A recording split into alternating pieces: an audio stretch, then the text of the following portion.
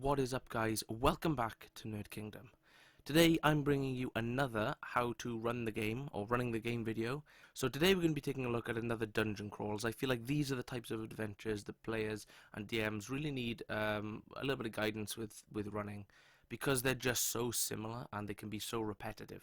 The 2014 adventure Dead in Thay is an adventure that transports players back to the good old days of dungeons, monsters and loot. It is a vast dungeon crawl at its core, with complex ideas and exciting challenges.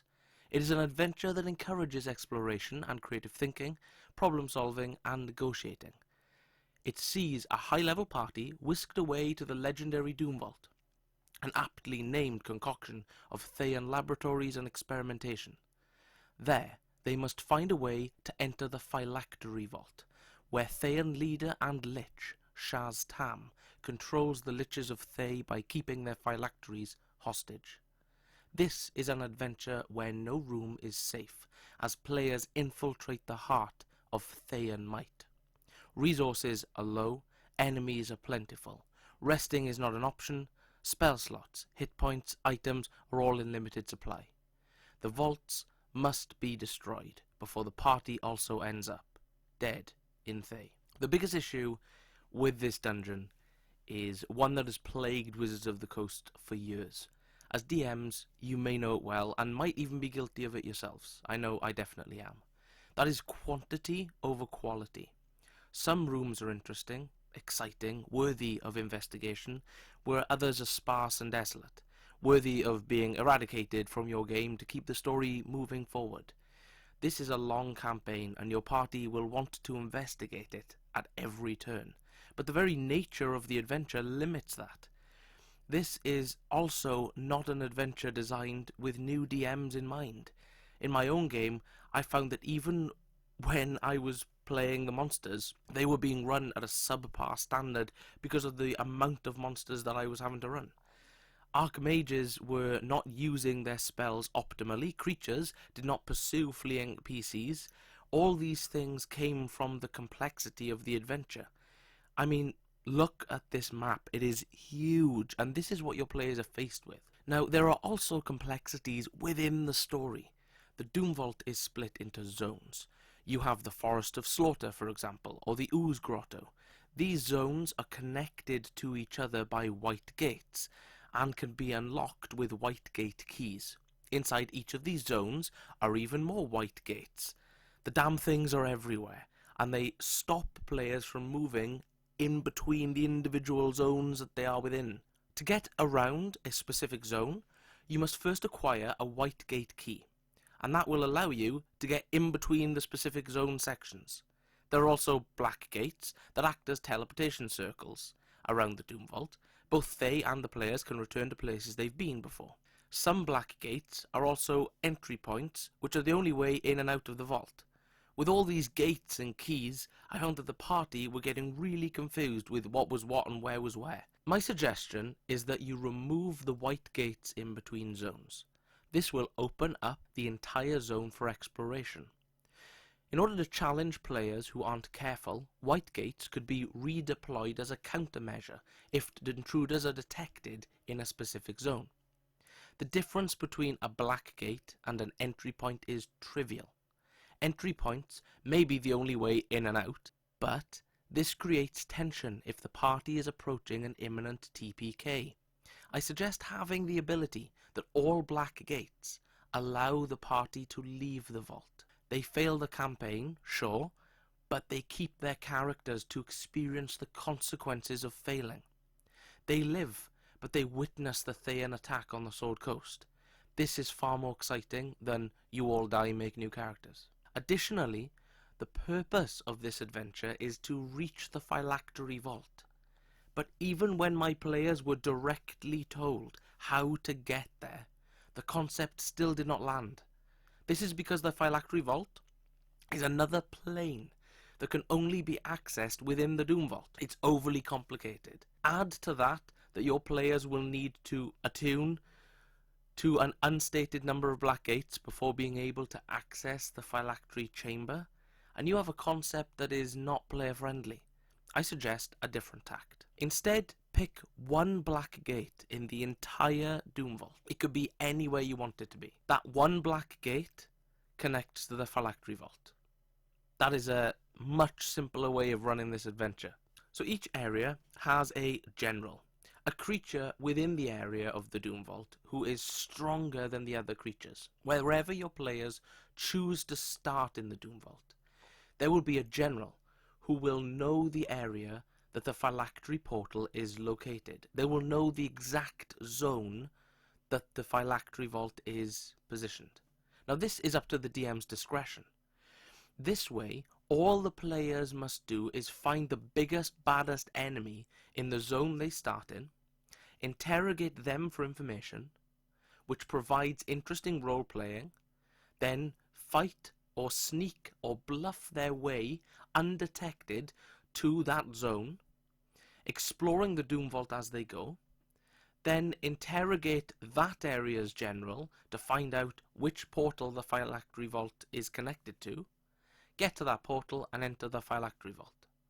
Now this still requires quite a few different steps. This still has a lot of stages to this plan, but it is also a lot simpler and a lot easier. You can lay out each individual goal at the beginning of a session and make this a much simpler step-by-step process for your players. But in my experience, I've found the players tend to enjoy this a lot better than just leaving it completely open for them. Within each room, there is a tendency to include more monsters instead of better monsters. For example, the level the players are at. They do not need to go fighting zombies and wights. What about stronger zombies that have increased hit points and legendary actions? Zombie beholders, maybe skeletal dragons. These creatures are more fitting substitutions than the basic 4 zombies that plagues several rooms in the Doom Vault. Quality enemies over quantity of enemies. To enforce my point, I want to take a look at 2 zones and go over what I noticed about each, what I would change and what I would keep. First up, guys, we have the Abyssal Prison. Now this is the first area described in the book, so I thought it would be an interesting one to start off with. Within the Abyssal Prison, we have some interesting concepts. If the players get caught inside the vault, it might be cool to have them be captured and sent here as a slave, forced to fight for their lives in the fighting pits. This might introduce a really interesting escape plan or an adventure where they have to try and free themselves. Now this whole area is run by Isam, a vampire. This provides some great combat opportunity, role-playing and exploration. But again, we have that problem with some really weak zombie and undead enemies that the players have to work their way through. I recommend removing those and just keeping it simple with maybe some vampire spawn, some shadows, maybe a ghost or 2. Inside here we also have a Chaos Rift. Personally, I like the idea that this rift of elemental magic might mutate the players, maybe turning them into part elemental. Either way, the Abyssal Prison, they are weird and fun sections of the Doom Vault. However, one of the most dangerous. And that is because inside this section is a lich. This allows for a great role-playing opportunity, but also a terrifying combat. Tarol Var, the lich I mentioned, can cast his spells through undead, meaning he can dish out a lot of hurt and will kill your players if he gets the chance. I would make news of him in the vault known immediately, so the players can be wary. Have him chase your players if they run across him, following them from zone to zone. In the same way, Strahd chases his victims across Barovia, toying with them. This way, his presence is always felt, but he never accidentally kills anyone. Instead, forcing the players to keep moving for fear of imminent death. Secondly, we have the Blood Pens. The first thing I noticed about this was how many creatures you have to run. Inside the crawling hall, DMs are expected to run 10 creatures. That is 4 different types of monsters. My suggestion is when this happens, which it does in this adventure, lower the number of creatures, but make them unique. In this example, the book suggests we have 6 Thayan warriors, 2 apprentices, 1 giant spider, and 1 giant centipede. So let's simplify this to make this easier to run and quicker at the table. Instead of 2 apprentices, let's just have 1 mage. Yes, a mage is going to be tougher, but it's a more interesting opponent than an apprentice. To protect the mage, we'll have 4 giant spiders. Normally, giant spiders have a challenge rating of 1. These aren't going to hold out against high-level player characters for very long. So we can tell that this is not a combat that we expect the bad guys to win. That doesn't mean it shouldn't be interesting. To ensure the spiders have time to do something cool, we're going to give them higher HP. I'm going to leave this to the DM's discretion. They will also have stronger poison in their bite attack. No, I'm not on about more damage, but I mean paralysis for 1 minute. That is paralysis for 10 rounds of combat. Just these minor changes, and bear in mind, you can change more or change less, makes this a way more interesting combat encounter. There is also the Hatchling Pens, a room filled with creatures. In total, the number of creatures in the Hatchling Pens is 26. Granted, some of those are locked in cages. This is a little crazy, and the combat encounter listed is kind of naff.